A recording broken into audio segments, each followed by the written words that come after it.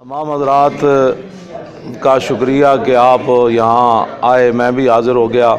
Press conference तो पेशवा अहले सुन्नत ने ही पढ़नी है और आपने ही आपके सामने करनी है। मैं सिर्फ़ एक दो बातें आप हजरात के, वो भी एक मुख्तसर बातें, कोई लंबी तकरीर नहीं है। इस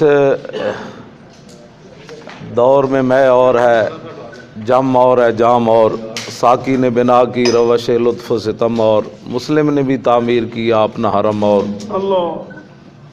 तो सूरत हाल दिन ब दिन आप देख रहे हैं कि उम्मत मुस्लिमा के अंदर जो है वो सख्त होती जा रही है।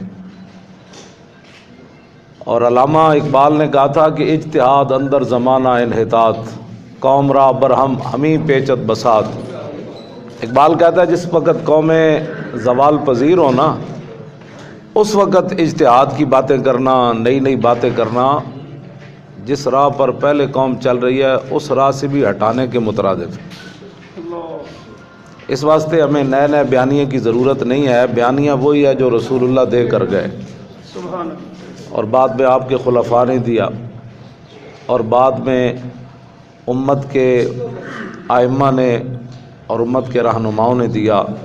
इस ज़माने में नए नए बयानिए का मतलब तो यह है कि आप गैरों से मुतासिर हो गए और आप ये चाहते हैं कि इस्लाम को किसी के पीछे लगा दिया जाए।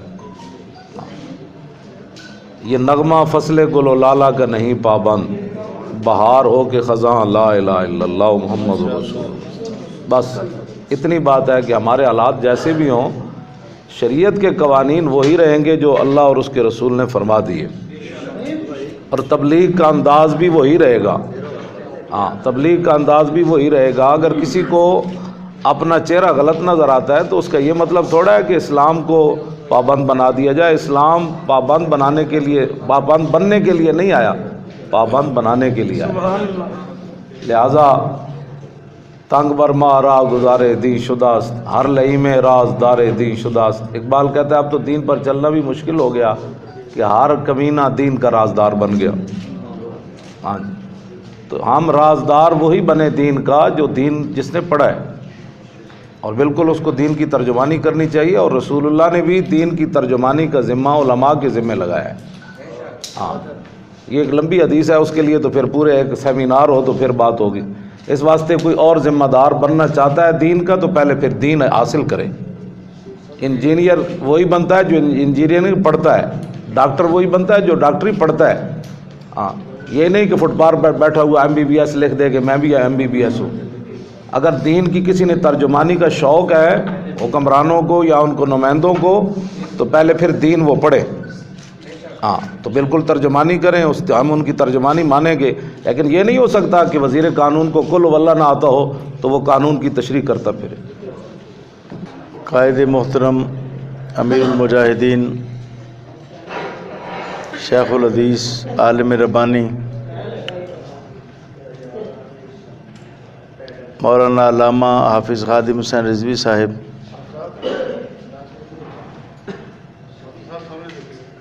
इफ्तिताई गुफ्तगू फरमा रहे थे।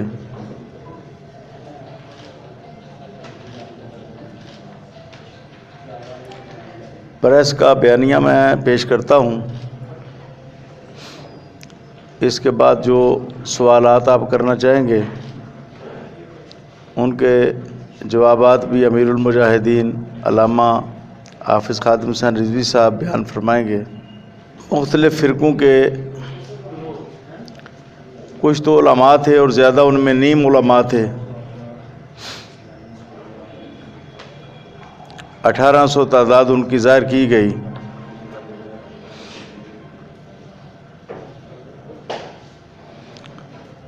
जहाँ तक दहशतगर्दी है या ख़ुदकुश हमले हैं, सबसे पहले हमने ही इसके ख़िलाफ़ आवाज़ उठाई थी। हमारे साथी डॉक्टर सरफराज नईमी शहीद हुए, उस वक़्त भी हमने ही ख़ुदकुश हमलों के ख़िलाफ़ फतवा जामिया नईमिया में जारी किया था। उससे पहले 2009 में सबसे पहले मैंने जुलूस निकाला इस्लामाबाद में तालिबान के ख़िलाफ़, जिस वक्त لوگ صوفی محمد کے حق میں ووٹ دے رہے تھے،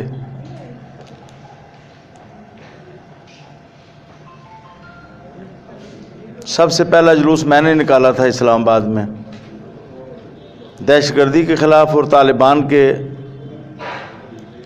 جو ایسے اقدامات ہیں۔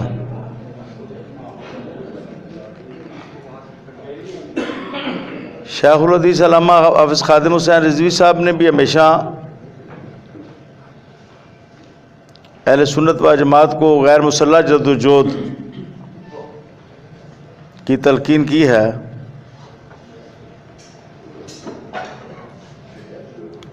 اور میں بالکل یہ ریکارڈ ٹھیک کرانا چاہتا ہوں۔ سب سے پہلے میری زبان سے یہ الفاظ نکلے کہ جہاد کا حق اسٹیٹ کا ہے۔ اگر کسی نے مجھ سے پہلے کہا ہے تو وہ بتائے اس نے کب کہا۔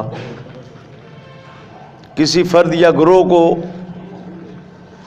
اسلام جہاد کا حق نہیں دیتا، یہ اسٹیٹ کا حق ہوتا ہے کہ اسٹیٹ فیصلہ کرتی ہے جہاد کا۔ اگر اسٹیٹ جہاد کا فیصلہ نہیں کرے گی، لوگ خود کریں گے تو وہ فساد بن جائے گا، آپس میں لڑ پڑیں گے، خانہ جنگی شروع ہو جائے گی۔ یہ دہشت گردی بھی اسی وجہ سے ہے۔ لہذا ہمارا ہمیشہ سے یہ موقف ہے، فوج کے خلاف ہو، پولیس کے خلاف ہو، خواتین کے خلاف ہو، بچوں کے خلاف ہو، مسافروں کے خلاف ہو، عوام کے خلاف ہو، ہم اس کی بارہا مذمت کر چکے ہیں، بلکہ ہم نے بارہا کہا کہ فوج کے ہوتے ہوئے دوسری فورس کی کوئی ضرورت نہیں، اگر فورسیں قائم ہوں گی تو فساد پیدا ہوگا۔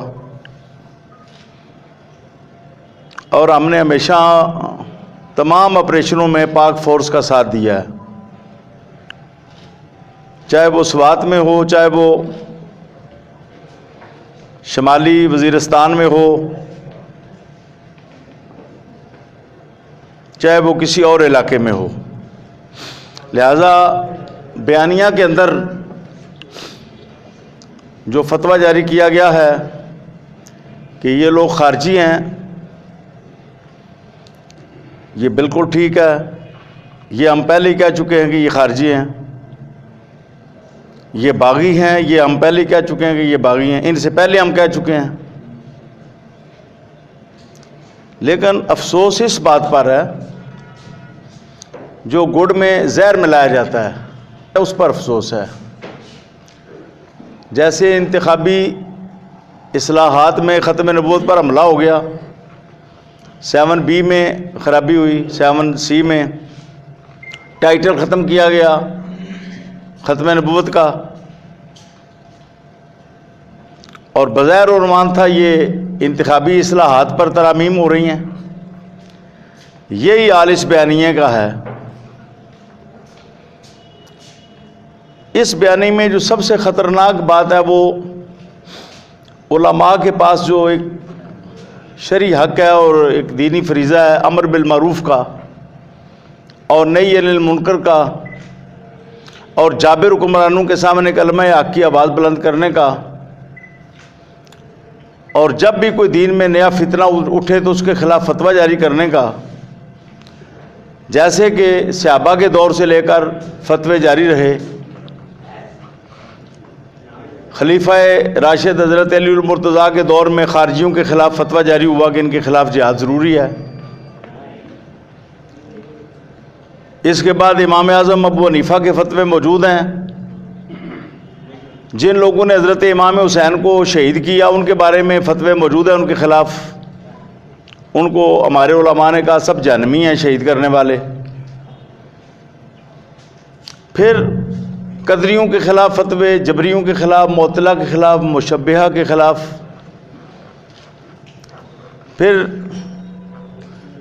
گزشتہ صدیوں میں اور ماضی قریب میں نیچریوں کے خلاف فتوے سارے علماء کے۔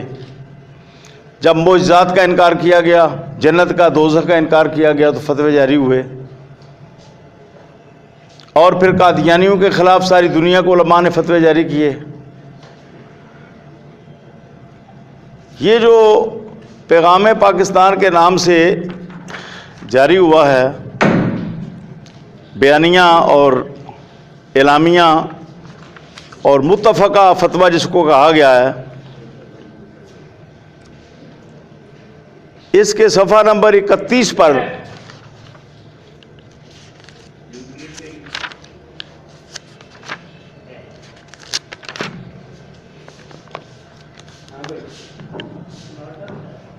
یہ شق نمبر 13 ہے، عالم دین اور مفتی کا منصبی فریضہ ہے کہ صحیح اور غلط نظریات کے بارے میں دینی آگاہی مہیا کرے، مسائل کا درست شرعی حل بتائے۔ البتہ کسی کے بارے میں یہ فیصلہ صادر کرنا کہ آیا اس نے کفر کا ارتکاب کیا ہے یا کلمہ کفر کہا ہے، یہ ریاست، حکومت اور عدالت کا دائرہ اختیار ہے۔ یعنی علماء کسی کے خلاف چاہے کوئی اور قادیان کا فتنہ پیدا ہو جائے یا اس سے بھی بدتر، چاہے کوئی آپ صلی اللہ علیہ وسلم کی کتنے خوفناک انداز میں آپ کی توہین کرے، گستاخی رسول کرے، گالیاں نکالے حضور کو، گستاخی رسول کی انتہا کر دے، یا مرزا قادیان کی طرز کے اور لوگ کھڑے ہو جائیں جو نئے ادیان پیدا کریں اسلام کے اندر اور نئے نظریات پیدا کریں، علماء پر پابندی لگائی جا رہی ہے کہ وہ کسی کو کافر نہیں قرار دے سکتے۔ یہ حکومت کا دائرہ کار ہے، اور حکومت کو آپ سمجھتے ہیں جیسے آپ فرما رہے تھے، ان کے لیے تو یسرنا القرآن پڑھنا بھی لازم نہیں ہے۔ جو یسرنا القرآن نہیں پڑھا ہوا وہ بھی وزیر اعظم بن سکتا ہے، نازلہ قرآن پڑھنا بھی ضروری کوئی نہیں، وزیر اعظم کے لیے پرائمری ہونا بھی ضروری کوئی نہیں۔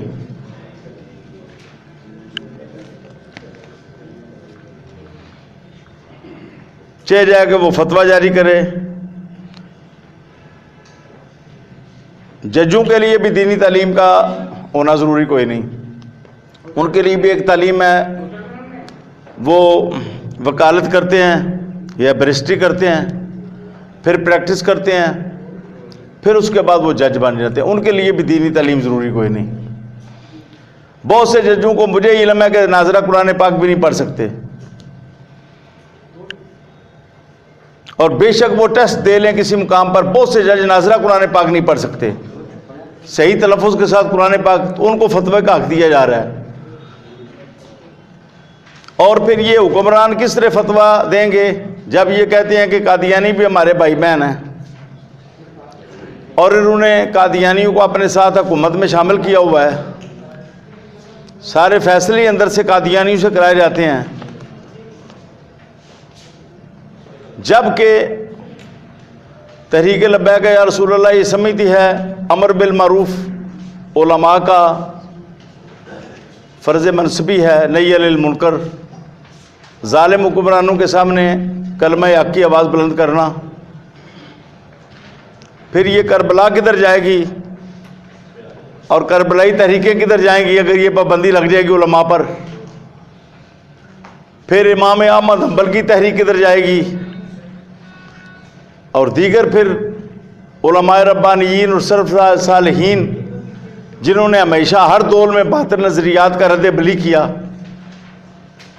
تو ہم یہ سمجھتے ہیں کہ یہ ایک بہت خطرناک بیانیہ ہے جس میں علماء حق کی آواز بند کرنے کی سازش کی گئی ہے، دین پر پابندیاں لگانے کی۔ اس کو ہم نہ صرف مسترد کرتے ہیں، تحریک لبیک یا رسول اللہ نہ صرف مسترد کرتی ہے بلکہ اس کی مزاحمت کا اعلان کرتی ہے۔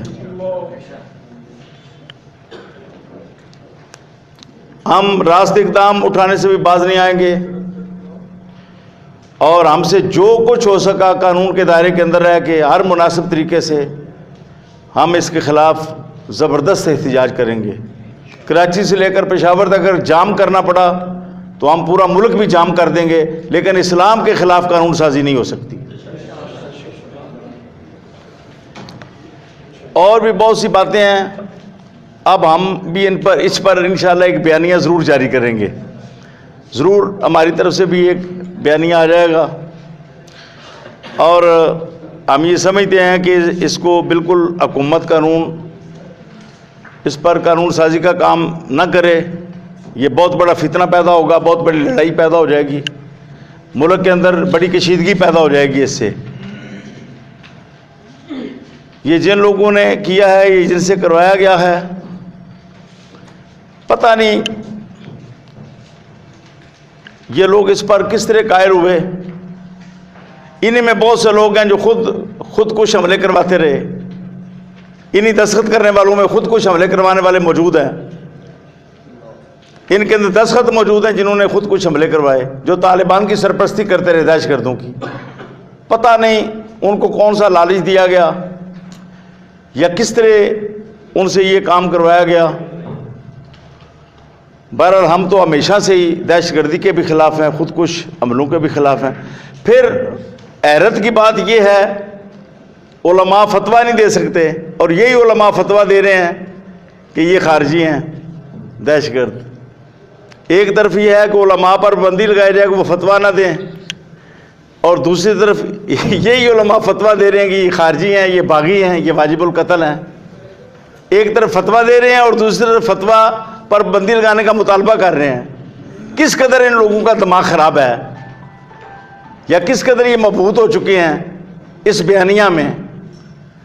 لہٰذا یہ ضروری تھا کہ یہ پریس کے ذریعے تمام اداروں تک بھی یہ بات پہنچائی جائے، حکومت تک بھی، تمام ذمہ داران تک، کہ اس کو اگر قانونی شکل دی گئی تو یہ بہت بڑا فتنہ پیدا ہوگا، اور علماء کا حق نہ چھینا جائے، حق بیان کرنے کا، احقاق حق کا، ابطال باطل کا، اور فتنوں کی نشاندہی کرنے کا۔